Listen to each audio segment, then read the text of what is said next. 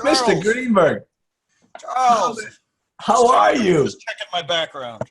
Hey, I am doing good. Boy, I haven't seen you in so long. I know. I tell you, and let me open up the podcast and just welcome you to the best multifamily podcast ever. You're going to be considered as one of the original guests, and also, hey, you were one of my original students too, many moons ago. Many moons ago. And man, I got to tell you, Jeff, this is for those of you listening. I can say that I knew Jeff when. And I mean, what I'm about to hear is going to be news to my ears. But why don't you give everybody the number now? What are you up to now? Like, what do you own? Well, I own right now. I'm down a little bit. I actually sold off a bunch of properties, a bunch of my Texas properties, but we just closed yesterday on 225 units In Amarillo? in Amarillo, Texas. Well, let me tell you something. And some of your people are in there with me. I know. You should have seen I got to tell you, Jeff, that makes me so happy to see that the business, the organization that I've created is out there even helping you. Years and years later. When I saw that, because Mark Rios, who's a student in the owner forum, a prolific student in the owner forum. The guy is so smart. He adds so much to the group, is a close partner of yours in a lot of your deals. Yeah. And I, let me tell you something. A little toot of my own horn. That just shows you the quality of people in my owner forum. You know that Mark is there, and what you and Mark have done together, and the fact that Bob Bryanton. I don't know if you know Bob Bryanton, but he's in your Amarillo deal. Jeff, you and he were clients of mine way back in the old days. Where is it? Yep, and that's how these relationships just continue to grow, and that's the beautiful thing about this multifamily business.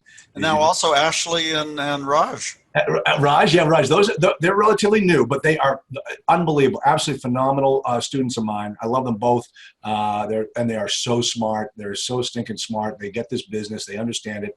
And so when I heard that they were in Jeff Greenberg's deal, I was so. I got this news this morning. That really just made me very, very happy.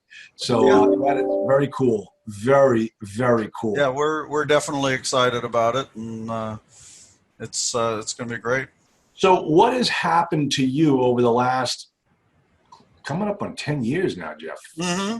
It has. Yeah. And so when you and I first started, did you own any multifamily? No.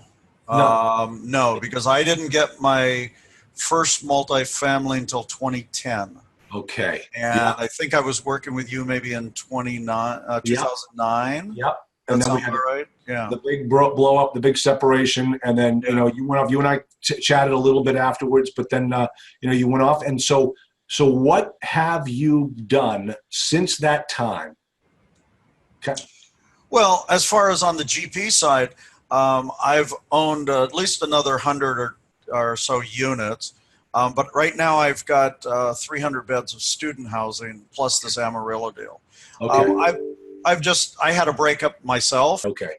You and this woman partnered together in some deals? We were partnered together, and it was a good partnership, except she was extremely conservative, it kept us safe, but it also kept us out of a lot of deals. Yeah. And so we did 2 deals together. One in Harlingen, Texas, one in Houston. And then once we broke up, I got a student housing property in Ohio, in Oxford, Ohio. Okay. And then I've got one in Georgia and one in Arizona, one in Tucson. Okay, so what do you own now? Even what do you that you're involved with? Not even just on the GP side, even like as a member. No, all I'm involved with right now is those 4 properties, the one we just got in Amarillo, which is the 225 units. I've got the others are student housing. I got 28 units in 28 units in Ohio, 20 units in Arizona, and 36 units in Georgia. But those are all student housing. So how do you like the student housing business? About 300 beds of student housing. Okay.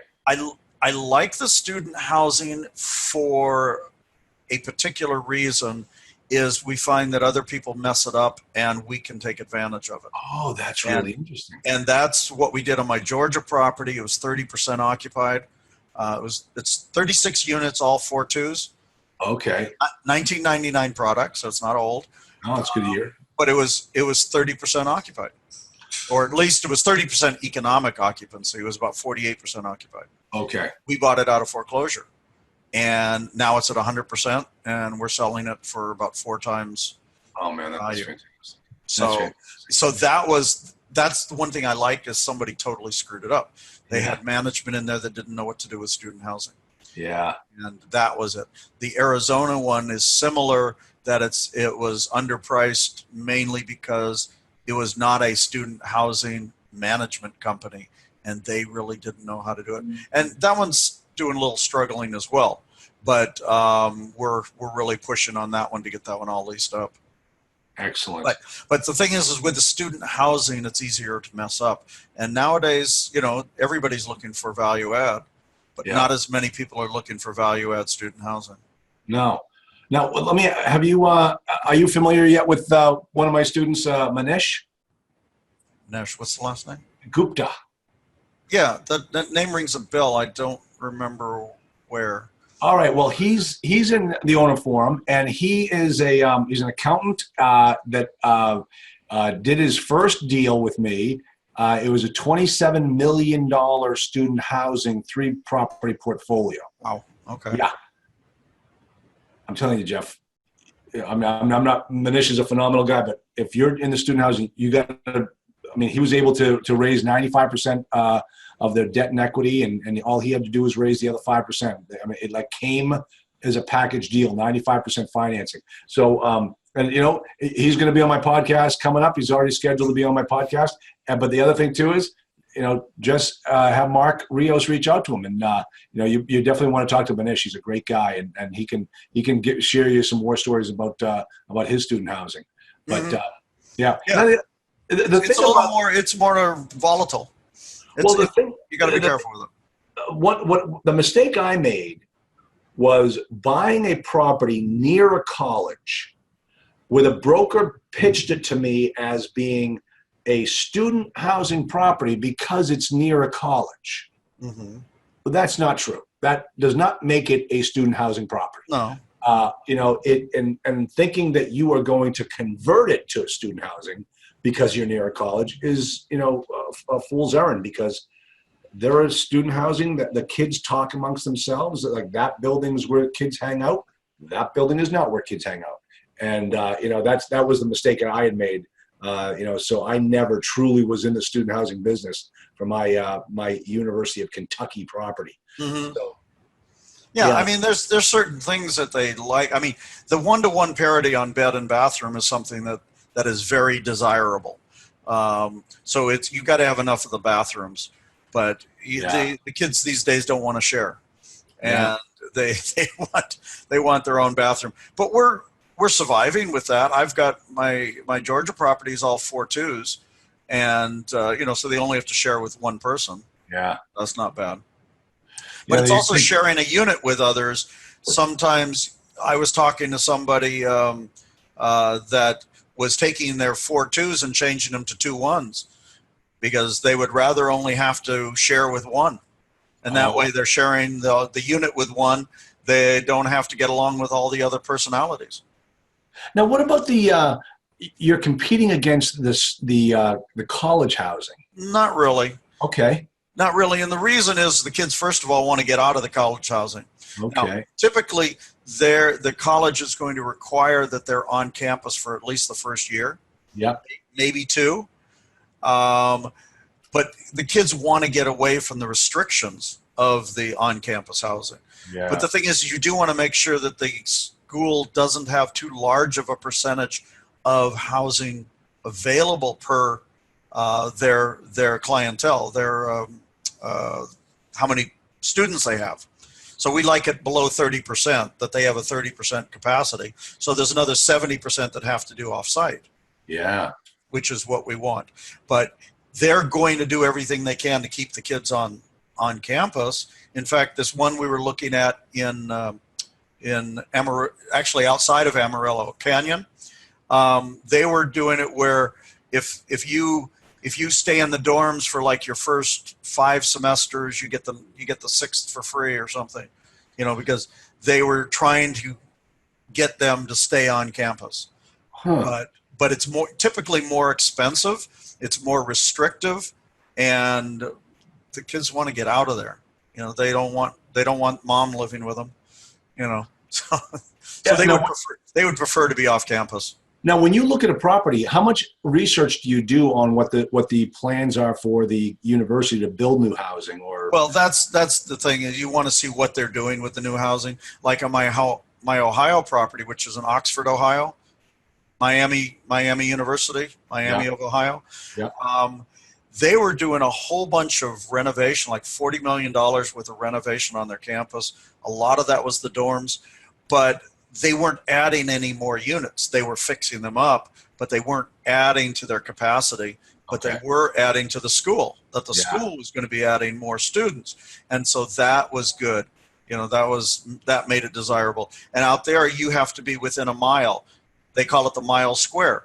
If you're within the mile square, you're typically 100% occupied. If you go outside of the mile square, it starts going down from there. So either within the mile square or close to the bar district. If you're close to the nightlife, then you could that would help you if you're past the mile. So it just depends. So what are you going to do? Do you start to look for other properties in that area because you're going to build up a critical mass? Well, in the Ohio one, we got a great price. I've looked at other properties and I can't beat the price. Yeah. That one, I think the seller got beat up by the first 2 buyers that we get at a much better price. So I've looked at properties. I would love to get more in that area. But I can't get the prices. Yeah. Prices are too high. In the Georgia one, we're practically the only product. We're the only property there that's renting by the bed, and we're across the street from the campus. We're right there on the campus. And you say you're the only one there. Why are you the only one? Why isn't somebody else coming there? And because they can't afford to build it. It's a low economic area, and this property's on 9 acres. I could build 3 more buildings, but when we figured out what it was going to cost us to build, it isn't economically feasible. So it makes it, it's just real hard for somebody else. In fact, right now we've got we're selling that property, and the school alumni is looking at buying it to add to their dorms because it's cheaper for them to buy it than to build. Yeah. So they've already asked us to master lease. They wanted a master lease, and we turned them down. Wow. We already had it leased up, and they only wanted a master lease for a semester. And we said, no, we're not going to do it for a semester. You want to do it for a year? Okay. But we had already, by the time they told us, we had already had it leased up. Wow. So, but they may want to buy it. So we're trying to get them up to our price. That's great. Now, did you ever think you'd be, you just totally fell into the student housing side of it, didn't you? Or were you looking for it? No, it actually, I had an intern, a 19-year-old intern, and he found that property, and he wouldn't tell me until after I closed on it where he found it. Oh, you're kidding. Because he found it on LoopNet. He was embarrassed that he found it on LoopNet. And you mean where deal's going to die? Yeah, exactly. But that was the thing, is that's the one where 2 other buyers fell through. Okay. And so the price that I got it at was much lower. Wow. And so that's what I tell my students. I go and I tell them, so look, LoopNet may be a place that they're going to die, but there could be deals on there at the right price. Yeah. If you can get something at the right price, it could be a deal. Are you doing the same thing I'm doing now, Jeff? Is that what you're saying? Not really. I'm doing a little bit of mentoring. I mean, I'm not doing anything organized. I try to do as little organizing as I can. So sometimes I'll work with some people individually. I just had a great podcast with a Southern California investor. You might want to watch it when it comes out. It's with Rennie Gabriel. I know Rennie. I've known Rennie. Rennie was the best friend of my sister's husband.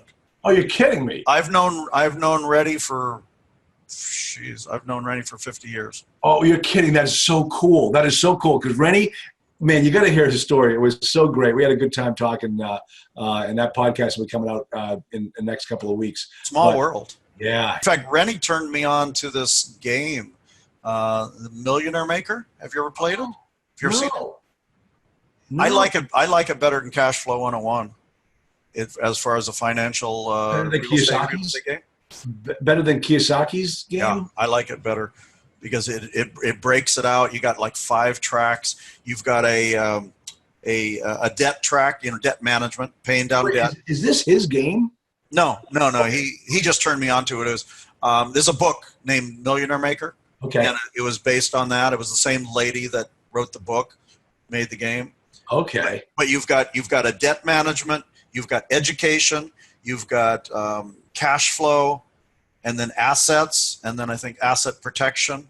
And so if you've got these different tracks, and you have to get a little bit of different pieces in order to be able to do things. So you can't buy assets until you go get education points. So you have to have education points before you could buy something. Oh, that's great. And then once you buy something, then you got to protect it because otherwise something might happen, some disaster or something. So you get asset protection, and then paying down debt so you get your cash flow is better. And I like it. It's a very cool game. I've been playing it with my 10 and 11-year-old grandkids. Wow, that is awesome. In fact, a 6-year-old grandkid was playing it with us, and he kicked our butt. So, good. He was more lucky than anything else, but that was good. He kicked our butts. Good for him. So, all right, Jeff, let me ask you this. Let's get back to multifamily and tell me I was asked this question the other day when I was the one being interviewed about what particular property have you done a deal with that you learned the most on? It could be the worst deal you ever did, which happened to be my story, or it could be one that you never saw coming. Well, the one that was a great education was the first one I did. That was a seminar in itself. That was a 20-unit property. Well, it was 5 fourplexes. Okay. 5 fourplexes. Where was it? This was in Harlingen, Texas. Okay. If you know where Harlingen is, you know where Brownsville is? Way down there. McAllen? Oh, yeah. Okay. Brownsville's where Texas, the Gulf, and Mexico hit together. Right. Okay. So Harlingen about 35 miles from there. Slow growth town. Yeah. Property was 3 years old. Okay. It was built in 2007. We bought it in 2010. 100% occupied. A slow growth town. We're thinking, okay, we're going to raise rents, so we're going to do RUBS. Because actually they were already paying their own electric. It was the RUBS on the water. And nothing. I mean, people are fighting the rent growth, the raising the rents, fighting the RUBS. Where were we supposed to go? It was a stable property. There was no value add, and so the problem was that we couldn't add any value. It was great. We kept it 100% occupied. Everything was fine. But when it came 5 years down the road or 4.5 years, we're looking at trying to sell it. And we said, well, we didn't increase the value that much that the sales cost was going to kill any profit. Wow. And also that whole time we held it for 5 years, the cap rate went up. Well, no, we gave them an 8% pref on our investors. Okay. This was a syndicated deal. Yeah. There was no money left for us. There was nothing left for us. So we had happy investors. We kept paying them, but we got nothing. Wow. And then when we sold it, we actually held on to it to year 6 because we couldn't sell it. We couldn't sell it for the price. We were able to sell it, but we held the line on the price just so we'd get some profit. Yeah. And it took us to year 6 till we finally sold it to somebody. But here's another little thing is we had to sell that as a commercial property as 20 units. We couldn't sell it as 5 fourplexes because of the valuation on it. The reason is the only thing that had been sold in that area, any fourplexes in that cul-de-sac, it was about 20 fourplexes. And the only thing that had been sold is a couple foreclosure properties. So we would have had, that's the only comp we would have had if we had to go on comps. So we couldn't sell it on the comps. we had to sell it on commercial value, on the NOI. Otherwise, we couldn't have gotten anything near what we wanted. So we had to make sure that we sold it as a 20 unit, not as individual fourplexes. This is similar to a situation I had on one of my properties where I thought my value add proposition was I was going to go in there and convert from a landlord paid to a tenant paid, because they were all individually metered. Mm-hmm. And I was paying 135 individual electric bills, and I was just going to come in there and I was going to convert it all to tenant paid. Wow, did I get an education? People just started moving out because across the street were 1,300 apartment units, all bills paid. Mm-hmm. And you didn't even think of that when you're buying it. You think, oh, I'm going to make so much money by just going in and doing this value add proposition. Failed miserably. Well, now what we did on my Houston property, it was all bills paid when we came in there. And we were going to, anybody new coming in, we were going to have them paying a bill back. Yeah. And, but the thing is in order to be competitive, we did have to lower the price. Yeah. And that's something that people usually don't talk about. They say, oh yeah, I'm going to do RUBS. Well, you can't just jump into it. So we had to lower the rents first, do the RUBS, and then start creeping the rent back up. Yeah. And that was what we were doing on anybody new coming in. The old people, we gave the current residents, we gave them a choice. We said, okay, here's your price with the bill back, and here's the price with all bills paid. Most of them liked the all bills paid because they knew exactly how much they were paying. Right.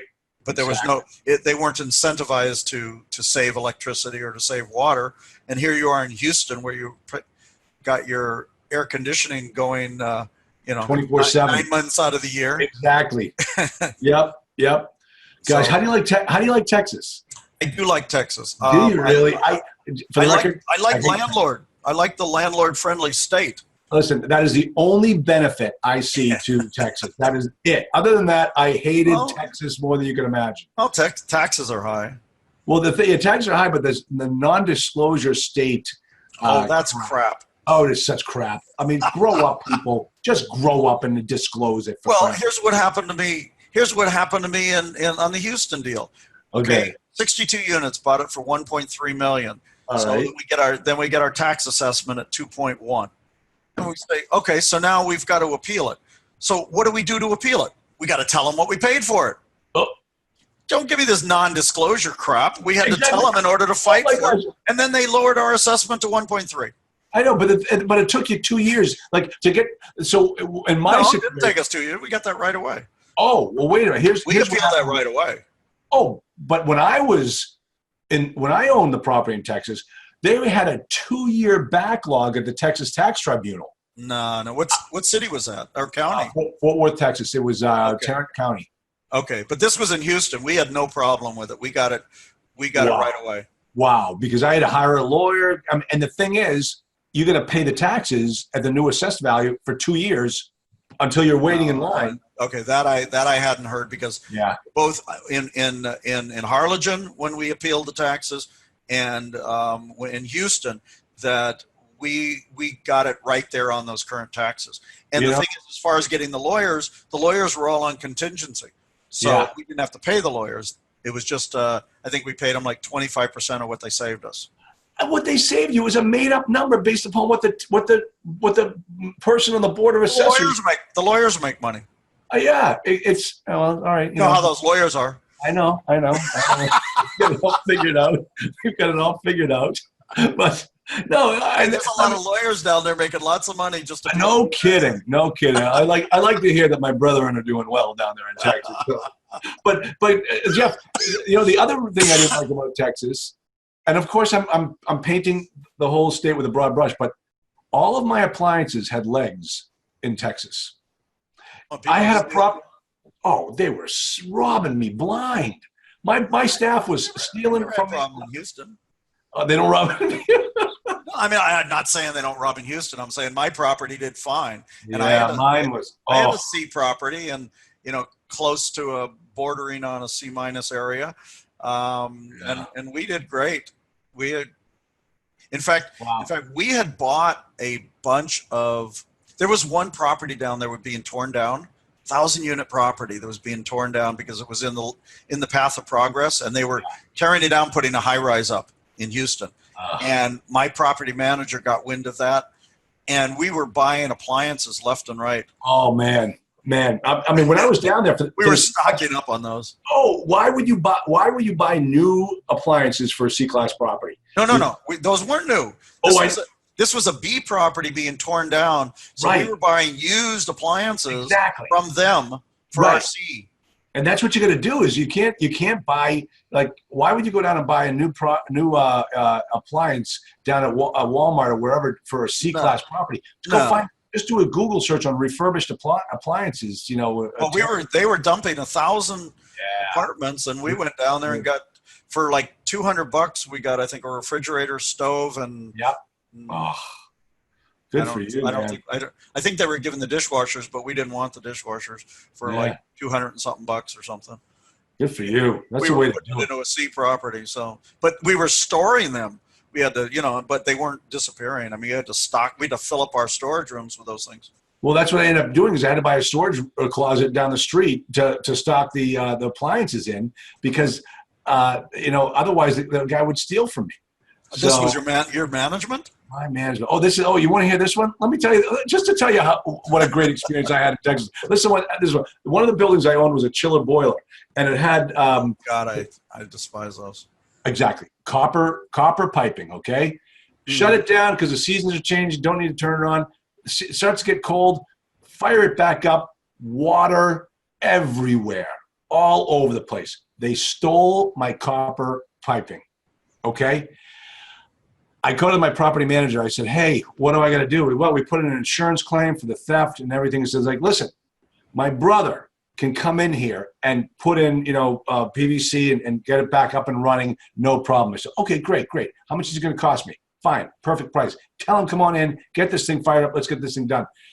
My maintenance man comes to me and says, hey, why'd you hire that guy to fix the piping? I said, well, because I got a good price on it. He goes, he's the guy that stole the copper. So that's why I could tell you that this before I quit my W-2 job where I was working, that one day we came in and somebody had broke into the utility room and stole a ton of copper. They just cut big old 4-inch pipes because it was for a chiller system. Just came in there and stole all that damn copper. I mean, there was thousands of dollars worth of copper, and then of course thousands more to put it back together. And that was for some big chiller systems. Chiller boiler.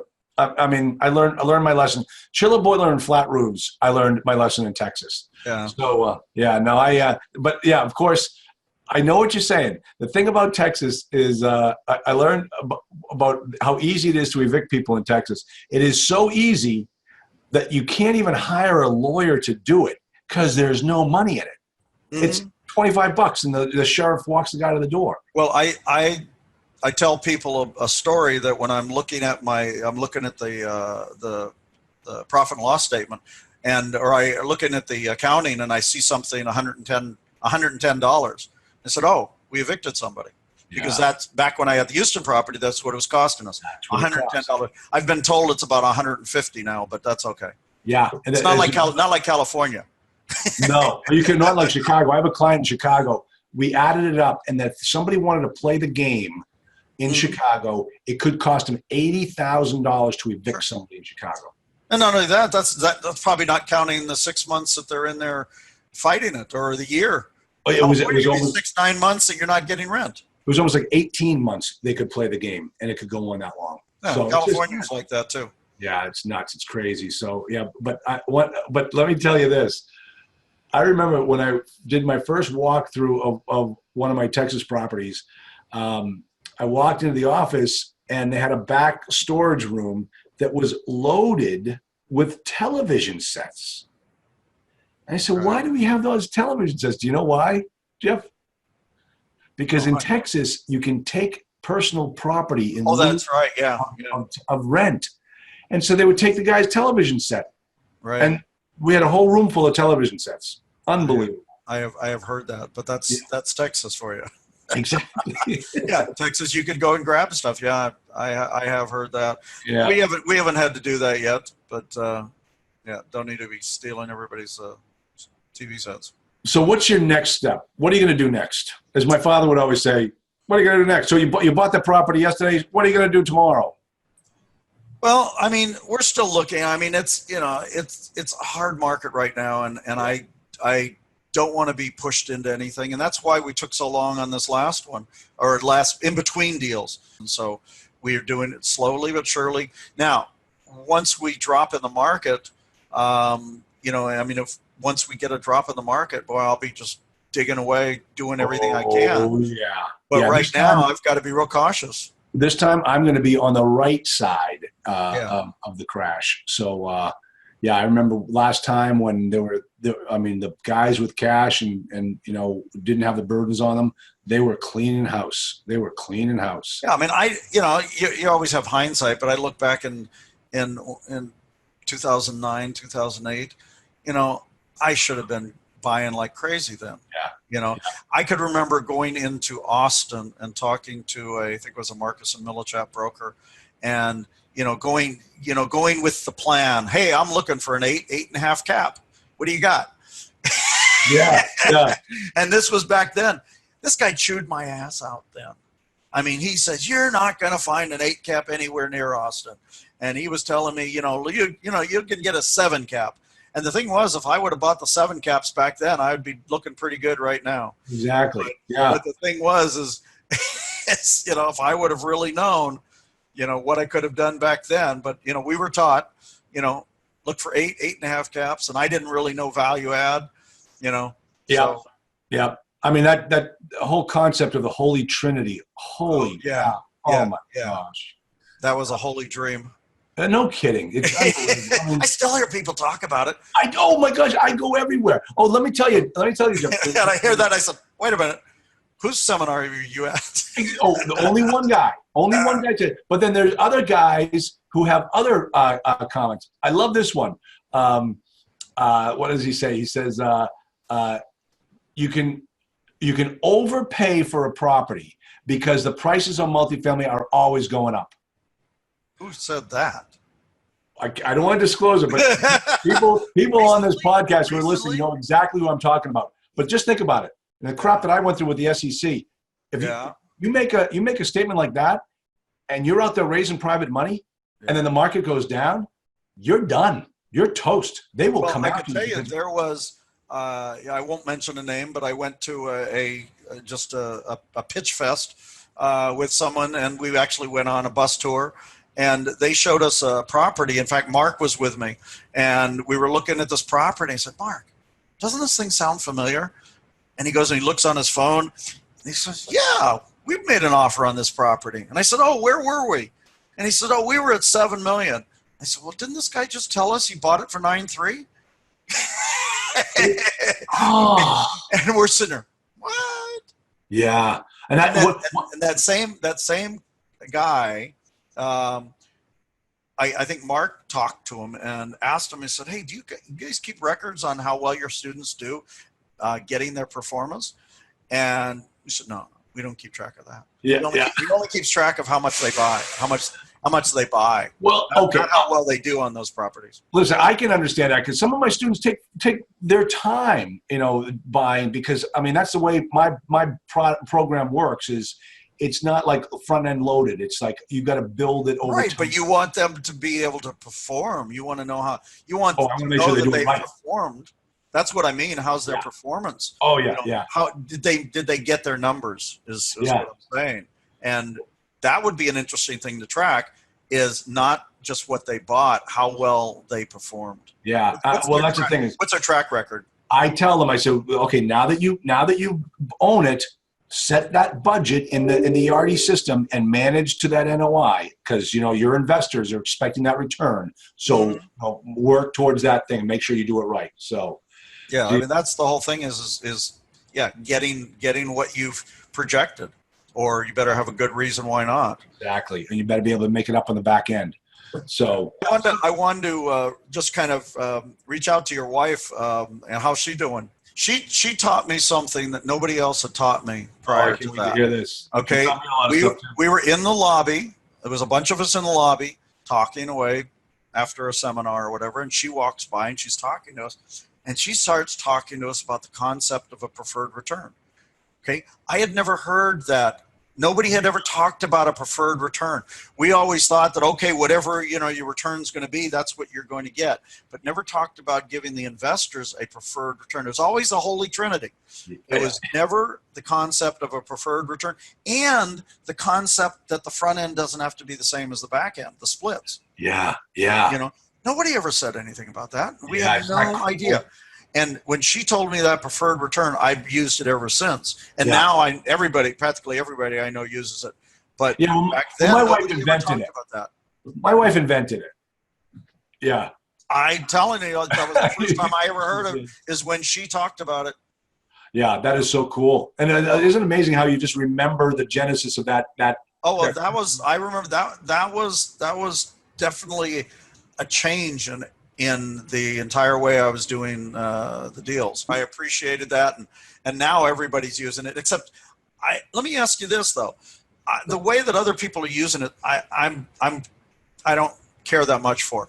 I've always done a pref, and then after the pref, we get a catch up to the split. Okay. Okay. So say that. So I'll tell investors that they're going to get an 8% pref or a 70-30 split, whichever is higher. Okay. So if it goes beyond the 8%, we get everything to catch up. So we caught our split up. Other people I hear saying they'll give the pref and then they do the split afterwards with what's left, which is a small little piece. Which is, oh, okay. They do. Okay, I see what you're saying. They don't do a catch up. They don't get a catch up. You mean the catch up? Meaning, if the pref is 8, the first 8 go to the investor, Mm-hmm. and then you get the next 8, and then no, not the next 8. I get whatever it takes to get me to whatever our split was. If the split was a 70-30, I get whatever it takes to, maybe in next 3 or whatever, to get me to that split. So now that 8 and that 3 is now my 70-30 or whatever it happens to be. Okay. So we catch up. And that's the way I do it. But I've heard other people that say, okay, we'll give you the pref, and then after the pref, we split everything after that. And if you're doing like a 70-30, you're getting, as far as cash flow, you're getting a tiny little piece. You as the syndicator. As the syndicator. Right. Yeah. So I always say, okay, we get a catch up. Now I have heard other people say that, okay, they catch up at the end. They'll save all that, and then they'll get that at sale. Yeah. So they don't touch the cash flow. Well, it is. You can structure the beautiful thing. Oh, I know. There's so many ways to structure. Right. But I got to tell you, let me just give you one final scenario. And I mean, I mentioned this person before on the very first deal he ever did, and I was his coach through it. It was a 36-unit deal, and it was a HAP property. So he was, the government financing. The government was your big brother looking over everything. And he goes out there and he raises his private money by getting about, offering an 8% pref. He gives out the first year 8% dividend, okay? Mm-hmm. Then the government comes in and says, you can't do that anymore. You can only give 2%. Because that's how it worked. And they dictated it. So he had to go back to all of his investors, second year, say, sorry, but what I promised you, what I told you I could do, I can't do anymore. The government just kind of shut it down. But I'll make it up to you in the end. And the property did so well that when he finally sold the property, the internal rate of return on that property is about 25% year over year. So the investors were very happy. But that's what happens when you partner with the government. Isn't that what I know in the HUD properties, not the HUD, but the FHA? Yeah. You could only give distributions, once or twice a year? Okay. Somebody told me that. And I had never, as a matter of fact, Ashley told me that. And I had never heard that restriction before. Okay. So, but I said, listen, that's not a bad thing. No, it's as long as you know it going in. Yeah. And as long as you know it going in and you tell people you're going to get quarterly, you're going to get semi-annual or annual. I mean, believe me, one of the biggest problems I had when I first got started was doing monthly distributions. I got people that are still doing that. And they said, oh, you do monthly? And I said, oh, no, come on. No, we're not an ATM. No, this is set it and forget it. I mean, Well, I also ask people, so you're not relying on this money for your livelihood, are you? You know, that was one of my questions that I asked. Is that, do you need this liquidity? Because there may be times that we can't give it to you. In Houston, when my roof was blown off, and I had to use my reserves to pay for the roof, and I said, okay, I got to build my reserves back up. We're not giving any distributions this quarter. yeah, yeah. You know, I don't want you relying totally on it. Yeah, no, that's a great question. But I'll tell you, one of the mistakes I made is my first investors had borrowed the money through a home equity loan. Oh, I've had people talk about that. And Yeah. said, hey, I need that monthly distribution so I can pay off my home equity loan. Like, no, it's not my responsibility. You know, That's something I ask people, and I go and when somebody tells me, oh, I'm going to get a HELOC, I said, look, first of all, my quarterly returns are not going to cover what, I mean, if you've got interest only, it may cover it. But if you've got to pay back any of the principal on that loan, right, it may or may not cover it. Yeah. More than likely it won't. Yeah. You know, I don't want you to be put in a bind, and you got to know it ahead of time that it may not cover it. And they said, oh, no, it's okay. I can cover it with my salary. And I said, okay, as long as you know it. Yeah. You know? Yeah, that's good. Those are all great points. I mean, and nobody talks about this stuff. No, until you're in the business, you know this. Well, until you're in there doing it. Exactly. And I don't want somebody relying on the distribution if I have to put more money away for reserves, or we had I had a sewage spill in the city's sewage backed up into my basement unit up in Oxford. Filled up the damn unit with city sewage. And believe me, it's not the city's fault, right? Well, no, it wasn't, because here's the thing. See, somebody, whoever it was, put something into the sewage system which backed up the city's sewage. But because the city didn't know it until we told them about it, that it was filled up our unit, they weren't responsible. If they would have known about it and they didn't do anything about it, and then it went in, then they would have taken responsibility. But they didn't know about it, so they said, okay, if you've got your own insurance, you've got to pay for it. And so I had $10,000 worth of deductible on an $18,000 charge. So I said, okay, look, can't you pay for my deductible?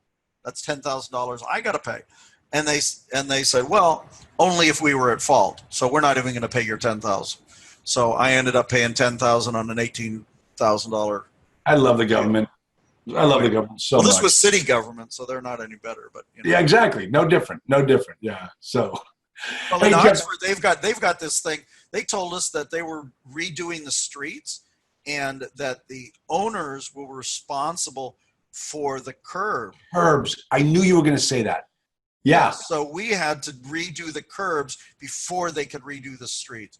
I mean, I thought that was all city. Yeah. No, it's beautification.